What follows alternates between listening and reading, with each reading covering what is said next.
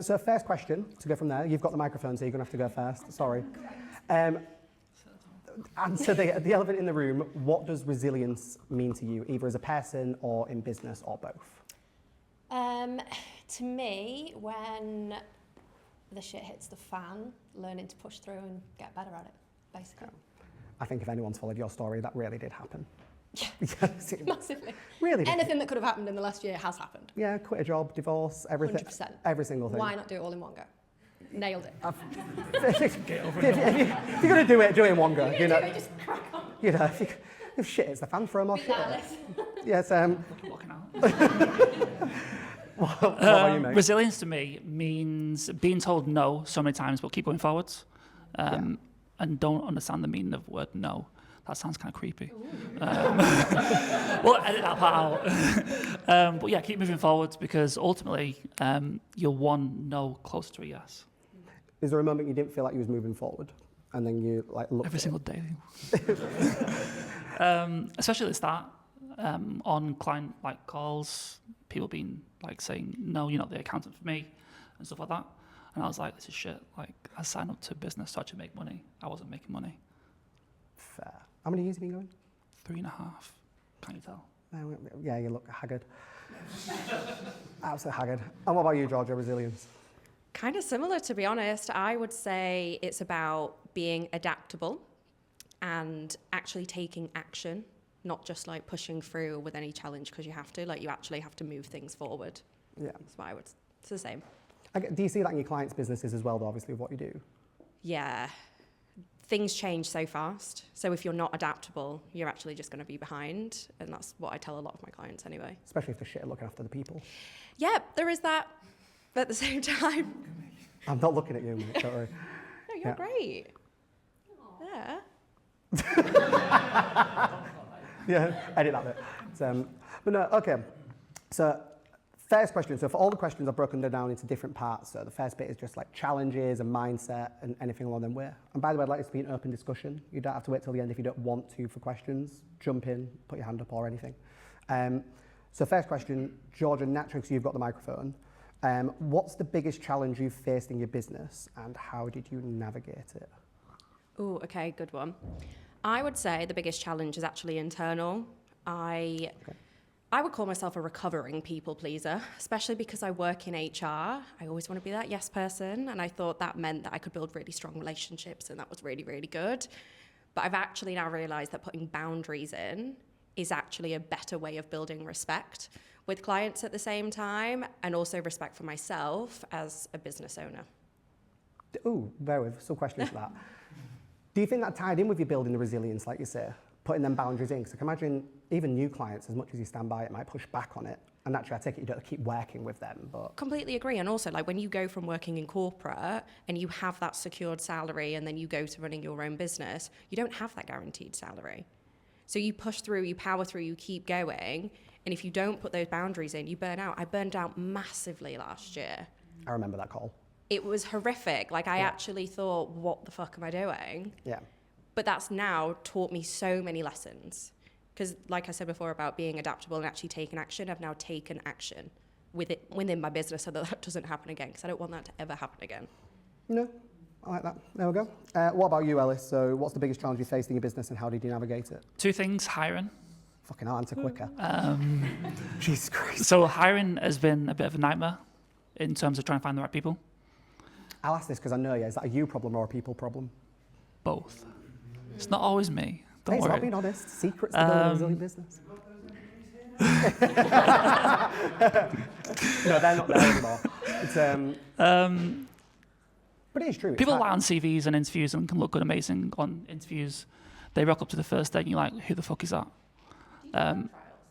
No. I didn't do no. Something to consider. So yeah, hiring the right people, because ultimately they're a representation of you. You're trying to grow the business, and if you're not there, they're speaking on behalf of the company. So trying to find the right people who are hungry and actually motivated to do the work. Do you think that's one of the things as well? Because I think if anyone looks at EA and looks at you, you're not your typical accountancy firm. I say you're like a market leader for accounting for anyone under 40. So anyone in the accountancy space that works in that. do you think you want people that want to fit in with that brand, that image, that aesthetic, and that culture? Because if anyone watches his social media content, you'll notice you take them all on days out, you do trips, you do all the other stuff, because I think you find it fun, not just them. Like, do you need them to fit in with all them aspects, basically? Or necessarily they need to fit a certain criteria. It's more so, can I get on with the team? Like, my biggest thing is, can I see myself working with them? I don't care what age you are, where you're from. Can I see myself working with you? And what's the second one? What was the question? What's your biggest challenge you faced in your business and how did you navigate it? Oh, the second one was the very start in terms of being told no so many times. The amount of sales calls I've jumped on and someone said, no, you're not the right for me, or you're not experienced enough, or something like that. And it's a case of, okay, that's fine. Try and find my ideal client. So at the start of the business, it was, okay, I'm an accountant, let's work with any business. That's fine. But now it's a case of, now I know who I want to work with. I can target content towards them. I now know their pains and how they want to be spoken to, etc. So when that happened, did you navigate it then? Sorry, loads of sub-questions. But when you navigated it then, is that where you're still now, or have you navigated even more since then to a different way? So like, you figured all that out? Or? More since then. I think at the start it was more startup businesses, young entrepreneurs. Now it's potentially more established businesses. Simply because the staff have now got the abilities and capabilities to deal with that sort of thing. And the businesses tend to be a bit more stable. Sweet. I'll stop interrogating you now. So, biggest challenge, how do you navigate it?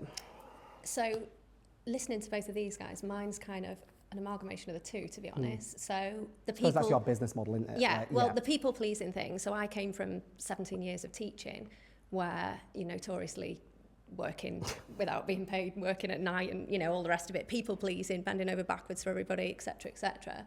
So I kind of brought that into business, and that's why I got a load of clients fast, because they're like, oh, she's good, she just responds at any time and does the work, which is great because I got clients fast. But then, yeah, you cannot sustain that. So you know, like Georgia said, boundaries, and they had to come in, but still being top of our game, still being responsive, still being helpful, but having those little boundaries in place.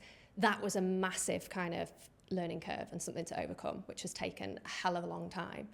And especially then when shit hits the fan. Like, especially when shit hits the fan, coming over it and all that. Yeah, 100%. Oh my God, shit hit the fan. I used to just cry and take it personally, you know. Now I'm like, no, I'm not. And then the other thing, hiring. So I'd come from teaching where I'm sat on an interview panel. You've got a kind of quivering, newly qualified teacher there. I used to feel so sorry for them, and I hated it for them. So I was kind, and I just took them on because they were lovely, and I vibed with them, which was great because they were a nice person. Yeah. But then you have the challenges that come with that. And it's like, oh, yeah, okay, maybe they weren't right. So strengthening the recruitment process, not feeling an absolute cow when I ask people to do work trials, when I ask people to kind of jump through hoops and answer questions that you think, well, why the hell have I got to answer this? If you want to work at Spacetime, you work for it. And that's why we're all shit hot. We was talking about this earlier, wasn't we? Especially in your space, so many people try making people go on their systems and their processes, where you flipped it, didn't you? Yeah. How did you flip it? So we're not the kind of agency that goes, right, we use Trello for social media, we use this for that, we use that. We go with whatever the client uses. Yes, we can recommend things. Oh, why don't we do it this way? It'd be easy. Oh, yeah, great, let's try that. But we fit in. I mean, lots of our clients are neurodiverse as well. They like their way. They like us to fit in with the way they think, the way they work. Fine. So we do that. Some clients voice note at midnight. They know we won't pick it up until we're awake, but we're cool with that. Whereas some people are like, absolutely not. I have my work phone. I have this. No, we're kind of cool with that, but they know our boundaries, and we fit in with them, and we're flexible because ultimately we're there to help them. Yeah. So work in a way that your brain works, and we'll go with it. Love that. Still a question for Georgia, actually, based around neurodiversity. I'm going to go with it because it's been said. Sorry. Do you think a lot of founders starting out that are neurodivergent or hiring people that are neurodivergent consider it enough? Like that they're neurodivergent, they need business to work for them, but also for people. Or if you're hiring people that are neurodivergent, you need to build your business to work for them, but also still work for you. There's a big piece there around the communication, because being neurodivergent means a lot of things. Mm-hmm. So you've got to be open to, you may be neurodivergent yourself and your team maybe, but you may also have team members who are neurotypical. So you've got to think about, okay, how can we actually all come together? What works for us as a team? What are your strengths? What are your strengths? And how can we pull onto those so that you can build a more efficient business? Some of the best businesses have neurodivergent leaders and founders. May not be the best people leaders. That's what I'll say. But they're great leaders. So then that's when you hire your middle management team. I like that. So, question for you, Ellis, just I think because you're focused on it so much right now, so there's a subtle plug for you. What practices or habits have you helped to build a resilient mindset? I think this is something you've focused on massively over the last 12 months. You're going to ask for what I'm on about, aren't you? No. Go on. I'm trying to think of an appropriate answer. No, fitness, things like that. Fitness routine has been a big thing for me. I'm curious to the not suitable one now, so you can tell me that after. No. Yeah, fitness and routine I think is a big one for me in terms of, regardless of how I feel, getting shit done. Like there is days where you don't want to do things, and it's a case of if I do these things, it moves the business forward. It's a tick list on my to-do list, and that build up over time actually progresses into like a Greek god. I'm joking. A god, but it's Buddha, but we'll carry on. I'm joking. But yeah, that sort of thing is, I think, a big thing for me in terms of business and personal life. 100%. I just think so many people, like, I've talked about it a lot, especially with yourself. Like, I try going to the gym and I can't switch off. When I go to it and I've realised it's not somewhere I do, I actually need something, maybe because I am neurodivergent, that keeps me going, like badminton or paddle or something like that. But 100%, oh God, give me a heart attack. Thought someone took a shot. But yeah, no, 100%, I think it's needed. Ellis, I've got your next question. So like development and overlooked kind of areas. So what's one area of development business owners often overlook but shouldn't? You can answer this as a founder or an accountant. It's up to you. Oh, thinking. What's the one area of development business owners often overlook but shouldn't?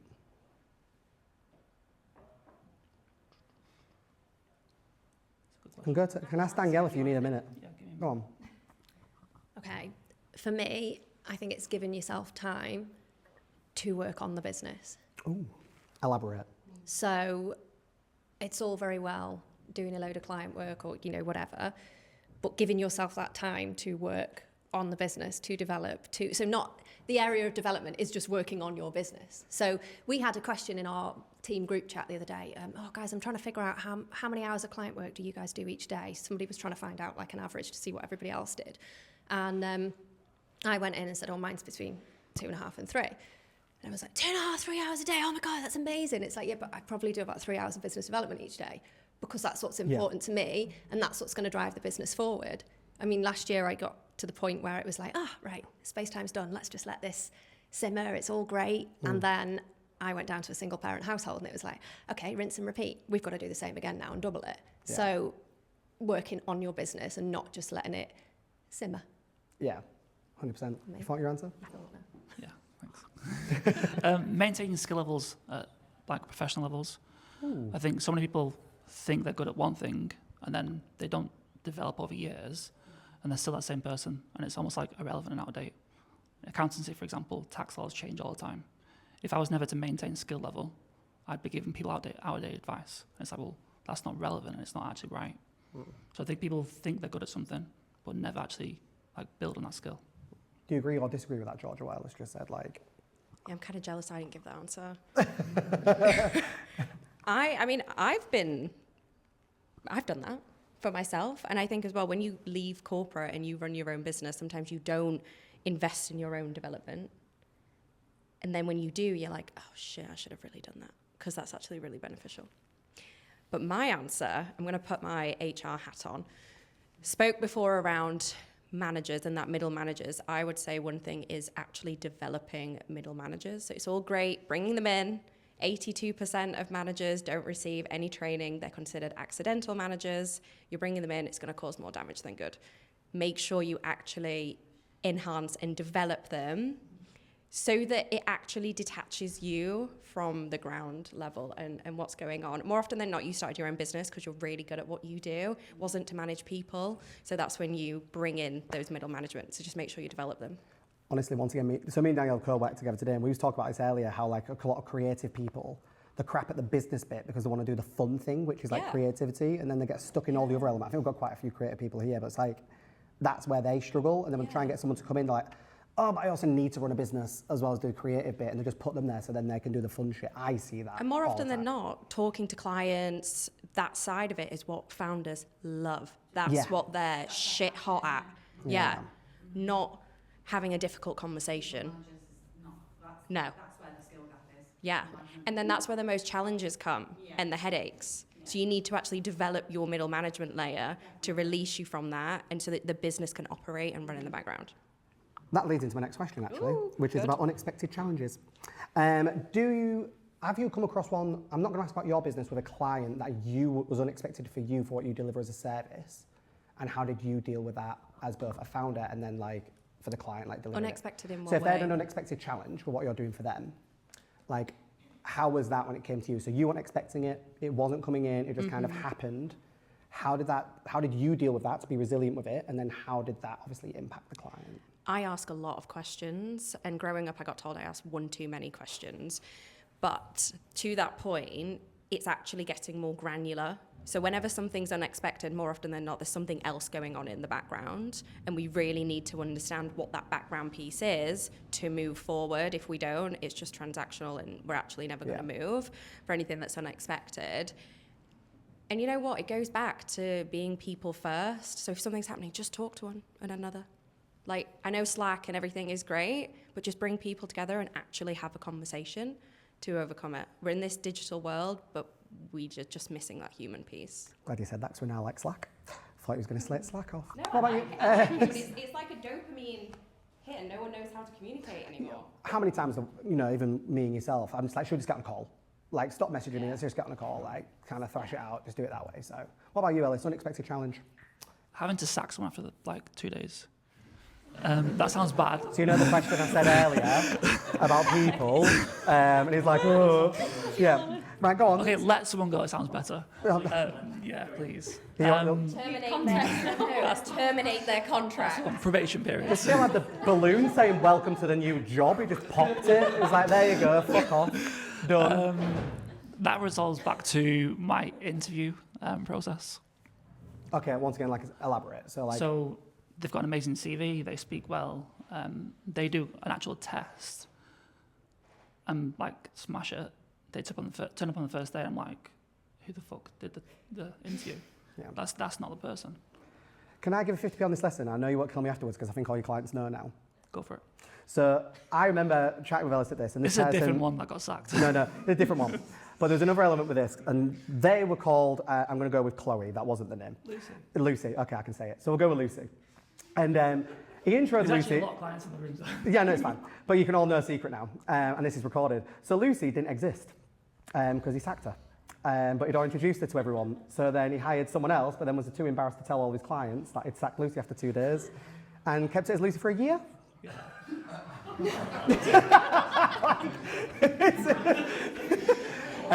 He's going to absolutely kill me after this. She was never employed by the company. It was a freelancer. So. Yeah, but it's so Rachel or whoever was known as Lucy, and whenever wanted to meet with Lucy, she was never available. Weirdly,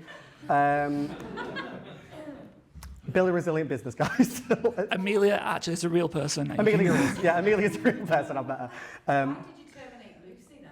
What was your reason? I think she actually stepped away. She stepped away, so Yeah. you didn't terminate her. No. It was mutually agreed, we'll say. Right, no, you stand next to someone. There's Fuck's never a sake. mutual agreement. She said she couldn't keep up with the demands. And you were like, no, you can't. I was like, yeah. I was like, okay. Was it, but on like a serious note of this, do you think that was because, like you say, it was your hiring process, so you probably maybe didn't show as much information as you did for the amount of work that was needed? Because I think this was when you were going through your first real growth spurt of like a business, wasn't it? So there was probably a lot of work. I don't want to put words in your mouth. Like, was there a lot of work that needed to be done and that one communicated Yeah, a kind lot of of thing? historical work which needed to be done in terms of legal stuff. She guaranteed she could do it, and I was like, okay, fair enough. Then I was like, this is what we need to do. How long do you wait to introduce a member of staff now? 2 clients. About a week. A week? I think it does show though, like people make mistakes and it's like you push through it. I've made so many mistakes. Don't worry. Yeah, it's one of them. You actually know. It's, what about yourself? Yeah, it really is. It's, what about yourself, Danielle? It's, unexpected challenges. For the clients now. For the clients, yeah. So for us, this happens all the time, and we're there to help in any way we can. So if somebody hits a problem, whether it's, oh my God, I've lost a load of clients or I'm getting no leads in, our kind of tasks might be to manage their diary and their email inbox. But if they're getting no leads in, the business is under threat, whatever, we'll go, right, do you want us to do some outreach on LinkedIn? Do you want us to, we'll change what we do for them in order to help. So it's, how can we help? I mean, I get clients ringing me for all sorts of things. So one example, a client had gone to a hotel. She was, doing a talk and all the rest of it. And she was delivering one of her community webinars. It's not who you think. She was delivering one of her community webinars in a hotel room. And she rang me and she was like, I've not got my laptop. I've forgotten my laptop. Like, what shall I do? And it was like, you think, well, why did she ring me? And actually, I managed to kind of talk her down and go, right, can you do it on your phone? Yeah, but I need slides. Where are your slides? In my Google Drive. Right, I'll go in your Google Drive. I'll send them to you on your phone. Do you know what I mean? And sometimes we are just that voice of reason that can go, don't worry, I'll go in your Drive. I'll send it to you. Do it on your phone. That's why the hiring, Apologise to everybody. Let's give them a bit of an incentive. So, and they just need that voice of reason sometimes. So we're their therapists sometimes. Unqualified. The amount of times I've had to say this is not covered on my insurance. Yeah. 100%. Honestly, I have coached a client on a date before via WhatsApp, and he took her home that night. Should I have said that? Spacetime VA, helping your business and your personal life. Another there we go. branch to the There's business. an ad. Please put that out. There's your next ads on Instagram. Screw your business. Let's help your love I life. spent so long not being unfiltered. Oh, sorry. It's a true story. Don't apologise. I've just dobbed him in it. You're absolutely fine. Okay, so. I know, I was thinking, Mark, he's coming to me next time. I'm not, don't worry. I've got now to dob you in for, I don't think, actually. So I think all of us have been in communities, known to be with communities, networks, we've built black books, we've maybe got our own community, like I know you've started one, Georgia, that not a lot of people might know about. What would you say to someone if a founder or anyone in the room right now is coming into 2025 or they've started the year, the black book's a bit shit, got no good connections, got no real people around them, where would you tell them to start from your bugbears, the positive bits, where would you tell them to start? You've got the mic, you can go first, Danielle. So for me, I know I'm a bit biased, but I did it on LinkedIn. Yeah. I just threw myself out there on LinkedIn. I had no pressure though, because I was still teaching at the time. I used it like a bit of a blog. I was just myself. I like your bloggy style post. I think you do the odd one every now and again. Still. I do. Yeah. Yeah, it's great. Love it. And it sounds so cliche, but I made friends. Like I really did. I didn't need any more friends. I've got tons of friends. But people were nice. But it was a bit weird at first. People were like in the DMs, oh, should we jump on a coffee chat? And I'm like, oh, who's this weirdo? And then it's like, oh no, this is what people do in business, Yeah. And I jumped on calls with people. I got to know people. Those people then invited me to like events, networking things. And I just threw myself out there. It was scary, but I threw myself out there. And the more kind of confident I got in that world, the more I kind of threw out there about myself. Yeah. And it just became nice. People who I don't know will tag me and things, oh, I don't know, but Danielle will be able to help you. And it's like, I don't know you. Wow, thank you, Yeah. Did you, I take it you still met the odd dickhead that was like, oh no, I'm not doing that. And you was like, oh yeah, not for me then, mate. Like, crack on kind of thing. I could, spend half an hour on that. Yeah, let's not do that. Let's not. But no, sweet. Ellis, what about you? Black book community, where would you say people start looking for things? Join communities. It's an easy in to a lot of people. And can I just give 50p on that, because people might know I do run one. There are wrong ones out there. Like you'll come across ones that you might join, they're not for you. Like 100%, you can go into several of them. And you're like, oh my God, this looks amazing. You'll think it's absolute wank. Like, I do just want to give that 50p. Yeah, I think a big thing in business, typically if you're a younger business owner, or even like older, you potentially don't know many people in your circle that run a business. They don't understand the stresses that comes with in terms of on your personal life, on your mental health, etc. So I think joining communities where people run businesses, same to Roundtable, bounce ideas off it. They're all going through the same challenges and that sort of thing. That's how I've built communities and got clients and built friendships. Sweet. What about you, Georgia? Because you have a community as well as, I know you've been in a couple, you've built your own and so forth. I would say go to where they are. I've tried a few places, so tried LinkedIn, didn't work, tried Instagram, didn't work, went on TikTok, that's where my people were. So I've now grown a community from TikTok of HR people. So the community is called the People Society. It's like-minded professionals who just so happen to work in HR. I will go live on HR and, you know, those good old keyboard warriors who are calling me a snake and all other names that come with working in HR. These people that I've never met are commenting back and supporting me. I've never met them, but we're building that space because that's where they are. So I went to where they are, and now we've got over 120 members. Love it. Yeah. So, yeah. By the way, just one thing, all 3 people are sat here because I slid in all their DMs on LinkedIn. And I think most of the people in the room I slid in their DM, and you all fell for the same message and you thought it was personal. You're sorry? We just danced at a party. Yeah, well, no, you dragged me on the dance floor at a party. I've saw a picture before this with you 2 dancing at a party, so don't even start. I was going to put it on the big screen. So I've got a couple more questions I'm going to ask, and then if any of you got any other questions you want to ask at the end, bear them in mind. I'm going to come to the audience shortly. So practical advice and like future focus. So we're just going to keep going like this because it makes my life easier. Let's go. What's one habit or mindset shift that every business owner should adopt in 2025? Mindset shift. What was it, mindset shift or? One habit. One habit. I would say we all need to improve our AQ. Everyone talks about IQ and EQ, but AQ is adaptability quotient. Ooh. So the world moves so fast and we have to keep up with it. We've got to stay curious. So that's my one thing. Never heard of that. Yeah. I'm going to pick your brains on that. That's like, is that something you preach to clients as well by any chance, can I ask? Like, no, actually. But it's something we all have to be adaptable. Everything is moving at such a pace. If it's a good idea today, it's probably gone by tomorrow. Do you think this ties with like stackable and transferable skills?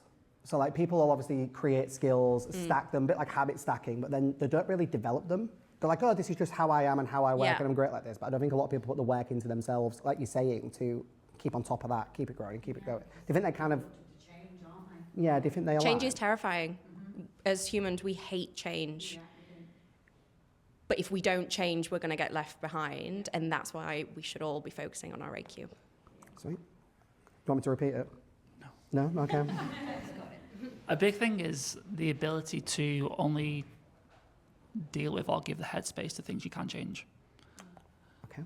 There's a lot of things in life, in the world, in business, which you actually can't change. I think too many people make that like a large amount of headspace. They worry about things and let things bother them too much. When the reality is, a lot of it you can't change. Like, you just got to deal with it and get on with it. Do you see that a lot with your clients as well? Yeah. So I think like you were saying about therapy, I think so many people come to you naturally because you're the money guy. It's like, can we do this? And it's like, whoa, just fucking chill out for a bit. Like, I think I've even done that with you. Like, I've been like, this situation's going on. And he's like, can you control that? No. Why are you moaning then? Like, it's fine. You're going to be fine. It's huge in terms of, especially young entrepreneurs, like sometimes they can be a bit emotional, a bit erratic, and the reality is they can't change an awful lot. What you can do is be good at what you do and tell people what you do and make things happen. As someone that delivers services actually, so then as us being outsourced, kind of another question to it, do you think we should be the people that can help level them out instead of trying to be all fluffy? So like you're doing like, whoa, chill out. I think you'd like all agree I'm very similar. I think actually all 3 of you are, but do you think we all need to bear that in mind that that's going to happen at some point and we should be the ones to be like, whoa, just take a breath, chill out, going back to the therapy probably aspect. Do you think business owners need to be able to do that for clients? They shouldn't have to. No. I'm an accountant. I'm an accountant. I don't want to be a therapist. But it happens so much. Fair. Fair. It happens so much. Yeah. I don't mind speaking to people and they can feel free to speak about whatever they want, but I'm not paid there to give my advice on your relationship. Love it. Or Difference is we do it on the clock. yeah. So sweet. And what about you, Danielle? Habit or Mine's mindset? going to sound really biased, but from a serious point of view, to think about what you can outsource. No, get it, yeah. Think about what you can outsource. Get into the mindset of not taking everything on yourself, because you'll burn out. Ultimately, you'll burn out. Sit and think, right, what have I done today? What 3 things have I done this week that I potentially could have given to someone else? And do it. And, you know, I walk the walk, I don't just talk the talk, I have a VA. And I took her on probably before I was ready. What's ready? Because I thought my mental health and my kind of sanity is more important right now than revenue. And my God, I couldn't live without her. Could not live without her. So not taking it all on yourself and thinking that you're the only person in the world who can do it and who can solve it. Because if somebody else can't or doesn't do it your way, you can show them how to do it your way. And then you are obsessed with them and you become addicted to outsourcing. And it's a good thing. Yeah, need you to sell me. Sorry? Okay, I need you to sell what I do because like you just outsource it, do it that way. Sell you. Okay, yeah.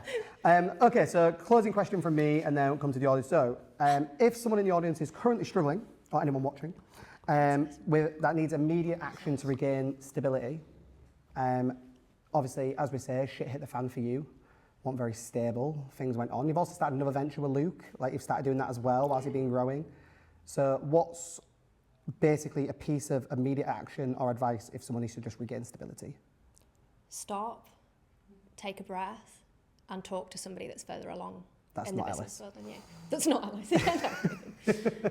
No, seriously, surround yourself with people who have been there, who have walked the walk and done it, and ask them for advice. Because thinking about when I've been in that situation, what have I done? I've reached out to people who I know have been there. Yeah. I know who have been able to help me and guide me. Sweet. Unofficial mentors, they're the best. Sweet. Go on then, Ellis. Last bit. It's, regain stability. So many people have these massive goals. I want to hit like 10k a month, I want to do 100k a month, etc., etc. And they get massively overwhelmed by the thought of, how do I do it? And the honest answer is, have this goal, perfectly fine, do whatever you want to do, but reverse engineer the whole thing. Yeah. And you can do it so simple, so you can know what you need to do every single week, tick these things off, and it's moving the business forward. So reverse engineer the whole thing. Love that. Yeah. So I would say just get away from your desk, break away, take a pause, completely agree. Go back to what you really enjoy. If it's something that you can do in that moment, seeing friends, being with family, doing a jigsaw, I don't know, whatever makes you feel good. And then think, okay, what is actually going to be my focus? What should be a focus? What isn't looking busy? Because busy isn't a badge of honor that I've been guilty of wearing sometimes. And what's actually, like what Ellis said, going to move the business forward. Just go back, take a step back, get away from your desk and chill out. Love that. So one of my things is generally go for a walk, like just chill out, step back kind of thing. Great. So any questions from you? Oh yeah, first of all, there we go. Thank you everyone.